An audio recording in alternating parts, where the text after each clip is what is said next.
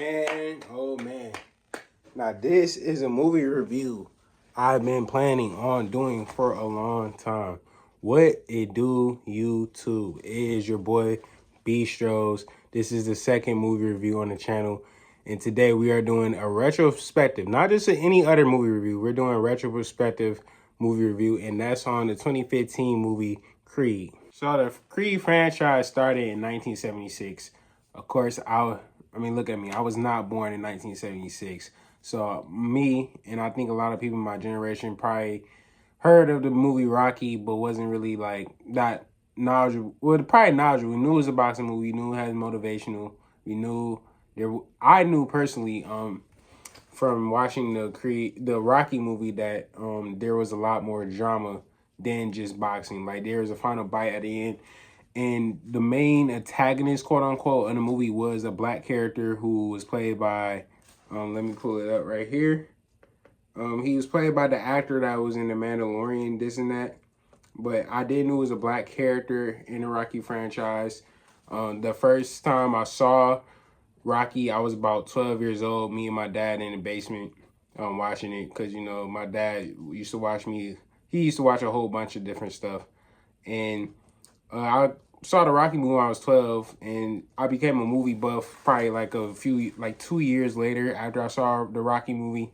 And then about 2014, I heard that I heard of the movie called Fruitvale Station in 2013 because, like I said, I was a movie buff even as a kid. I heard of a movie called Fruitvale Station directed by Ryan Coogler. I did not see it. It was rated R. I was only like 10 years old when that movie came out.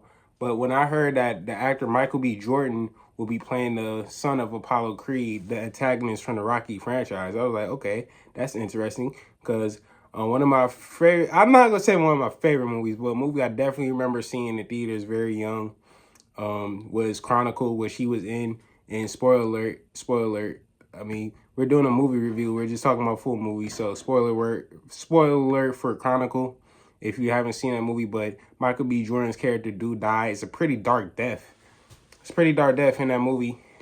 And just to see a black actor, you know, getting this big of an opportunity and working with Ryan Coogler, who he worked with in Fruitvale Station, coming to not only make another drama franchise, but do a drama to a pre-existing franchise was cool. And Sylvester Stallone came back as Rocky.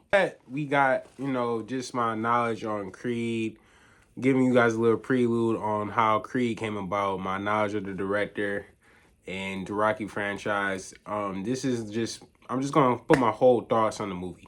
So the movie starts with Adonis Creed as an adolescent fighting a couple bullies at a group home that he was in because, you know, his dad was killed, you know, in Rocky 4 by Drago, and he is found by Felicia Rashad's character, who takes him in.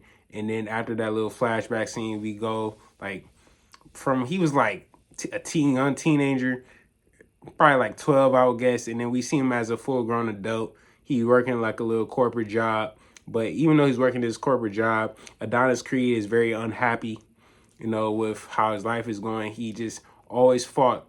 He always got the will to fight. You know what I'm saying? He always had that dog in him. You know what I'm saying? And so he goes this underground boxing after his corporate job. And then one day he just decides to quit and go all into boxing. Felicia Rashad, his mom, finds out that he's been doing this.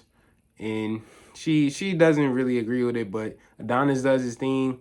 He moves out his mom's house. And then he moves to Philly to see no other than Sylvester Stallone's Rocky. And, you know, I actually love this scene. It's one of my favorite scenes because, you know, me as a big, like, Marvel fan, basketball guy, I have a lot of knowledge on those two topics. And the way Adonis Creed, he pulled up to Rocky's restaurant, he just knew all this stuff about a Kyle Creed and Rocky.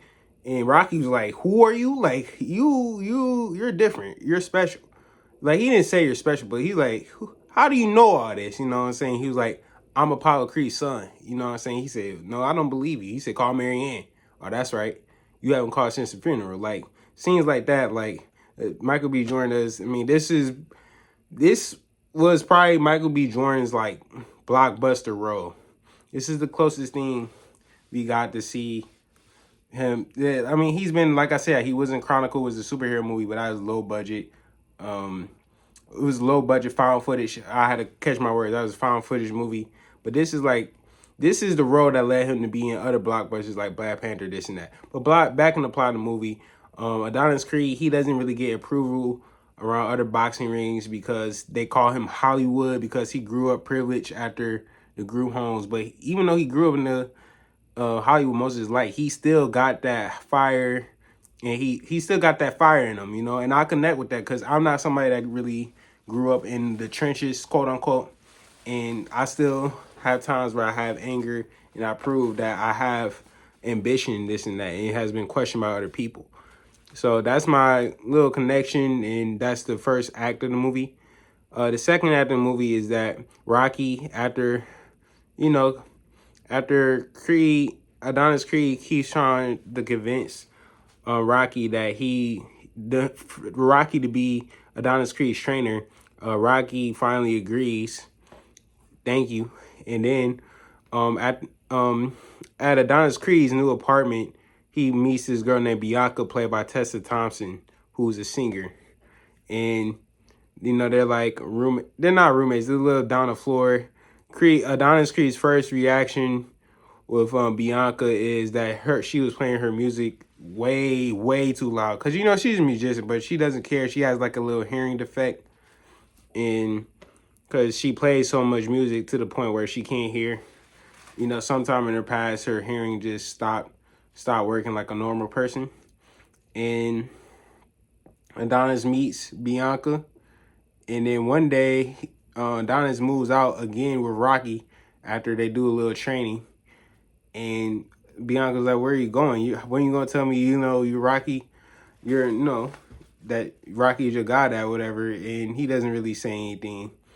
And then, Creed moves in with Rocky full time because Rocky is fully convinced that this kid is serious about boxing. You know what I'm saying? So after this event, Adonis Creed gets his first national TV fight. This is not underground anymore. He fights the character Leo the Soprano, but Adonis Creed, he tried to separate his name from Creed, right? He doesn't, you know what I'm saying? He feel like his whole life he had to fight for his name. He's been called Hollywood. He think he's privileged because he's the son of one of the greatest boxers ever. So he goes by the name of Hollywood for his first mainstream fight. He wins the fight. And then, Tessa Thompson's character, Sylvester Stallone, Michael B. Jordan. I'm just saying the actor's name. I'm not saying the character's name right now. They're all eating breakfast after their first fight. And Bianca, Tessa Thompson's character, decides to look him up on the internet and finds out, surprise, surprise, that he's the son of Apollo Creed, is leaked. And then it's all over ESPN, all over everything. And then, what's her face? Bianca and Creed, Adonis Creed, they have a little bit of argument outside. He was like, I just didn't want you to look at me different. That's the reason I didn't tell you. And because, his whole identity is because of his dad, but he wants to create his own legacy. That's what this movie's about.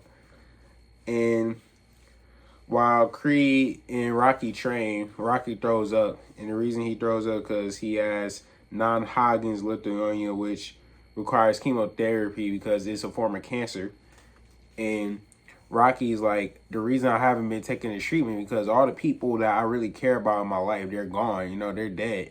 I'm an old man. Like, you're really the only reason that I'm really going is because of you. I could care less if I die right now or not. But Adonis Creed was like, if I'm gonna fight my fight, trying to create my own legacy, you gotta fight your fight and battle this chemotherapy and cancer.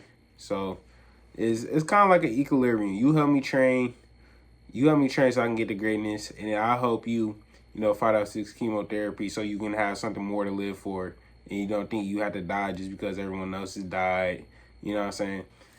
And then let's look at the rest of the plot here. Yeah. So before the final, that's basically the first two acts of the movie. And then before the final act, somebody calls this little rapper or whatever, light skinned rapper. He he said, "Good looking baby Creed." Adonis Creed was like, "Don't call me that." And then he was like, "Okay, I can call you what you want, or if not, if I can't call you what you want, you're gonna end up dead like your dad." Adonis Creed did not take that in so well. He punched him in the face. I probably would have punched him in the face too if I was in that situation. I don't know, cause people, they be trying you sometimes, bro. I've been learning that as I got older. But yeah, that's the first two acts in the movie. The final act is Creed fights Pretty Boy Ricky Collins. He gets an even bigger fight than the first fight he got when his name was leaked. And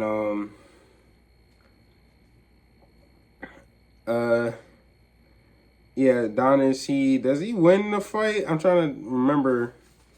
Uh okay, yeah, Pretty Boy Ricky Collins, who his mainstream fight that was on HBO. He wins the fight. And you know, before this and before the final fight happens, you know, Creed has this amazing training montage where he runs with the street.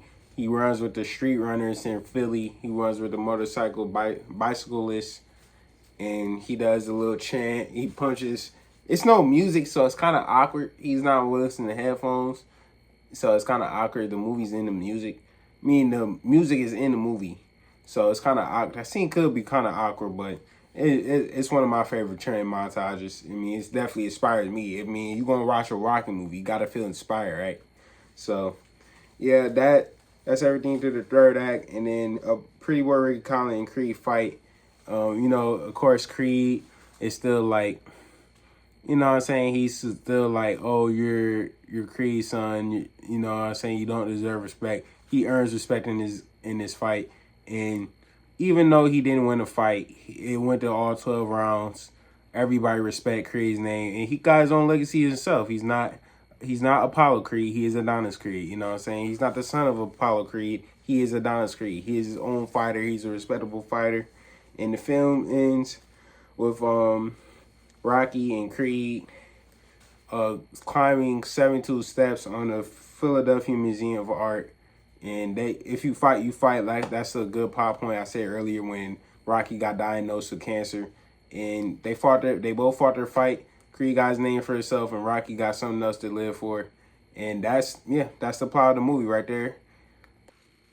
So now that we got the plot of the movie, here's the pros and cons of the movie. Pros of the movie is the music.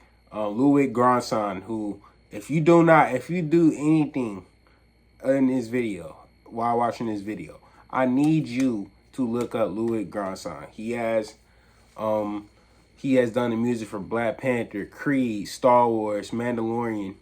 I think he might have did that Oppenheimer. I didn't see Oppenheimer yet. I'm probably gonna watch it because it's Thanksgiving weekend.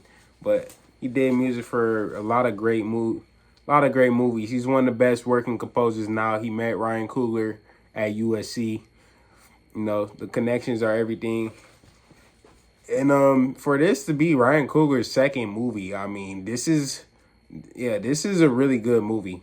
It's one of my favorite movies because of the music, Michael B. Jordan's performance of leading his own legacy.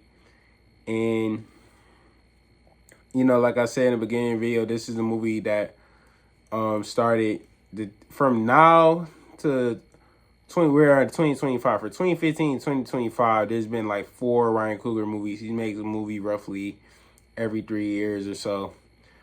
And yeah, he's one of the best. He's probably the best black director in Hollywood right now. With his authenticity. He's from Oakland.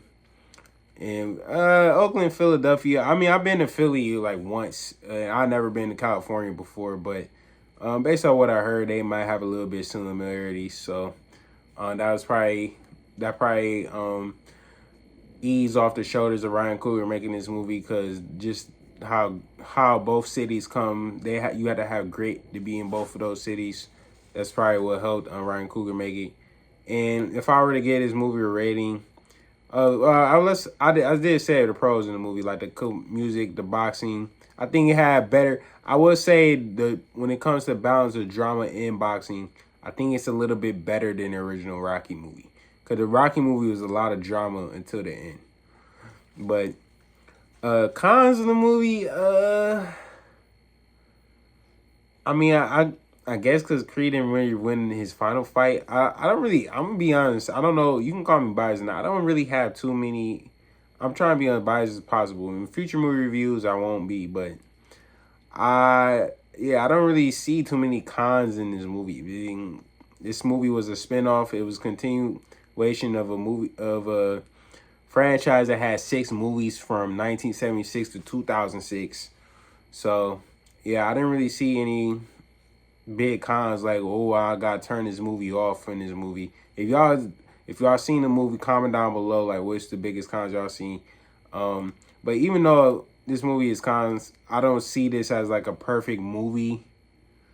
Just because I don't know if it's an origin story. This is just my opinion. I don't know if it's like an origin story.